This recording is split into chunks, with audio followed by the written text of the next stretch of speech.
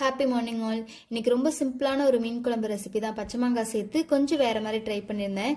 முன்னாடியே புளி ஊற வச்சு நல்லா கரைச்சி வச்சுக்கிட்டு அது கூட 2 ஸ்பூன் மிளகாத்தூள், கொஞ்சமாக குழம்பு மசாலா தூள், மல்லித்தூள், உப்பு, அதுக்கப்புறம் தேவைக்கு தகுந்த மாதிரி மிளகுத்தூள் கொஞ்சம் போட்டு ஃபர்ஸ்டே நல்லா கரைச்சி வச்சுக்கலாம். அதுக்கப்புறம் எப்பவும் போல தேங்காய் எண்ணெய் சேர்த்து கடுகு வெந்தயம் பொரிஞ்சதுக்கு அப்புறமா சின்ன வெங்காயம் பூண்டு இதெல்லாம் சேர்த்து நல்லா வதக்கிக்கலாம்.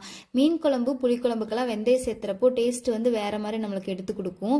ஸோ சின்ன வெங்காயம் பூண்டு இதெல்லாம் போட்டு நல்லா வதக்கிட்டு பச்சை மிளகாய் தக்காளியும் சேர்த்துக்கலாம். அதே மாதிரி மிளகாத்தூள் வந்து காரத்துக்கு போட்டாலும் பச்சை மிளகாய் போட்டிங்கன்னா ஃப்ளேவர் நல்லாயிருக்கும். நல்லா வதக்கிட்டு நம்ம ஆல்ரெடி கரைச்சி வச்சிருக்கிற புளிக்கரைசலையும் சேர்த்து ஒரு கொதி வந்ததுக்கு அப்புறமா தேங்காய் பால் சேர்த்துக்கலாம். தேங்காய் பால் இல்லைனாலும் இது டேஸ்ட்டாக தான் இருக்கும்.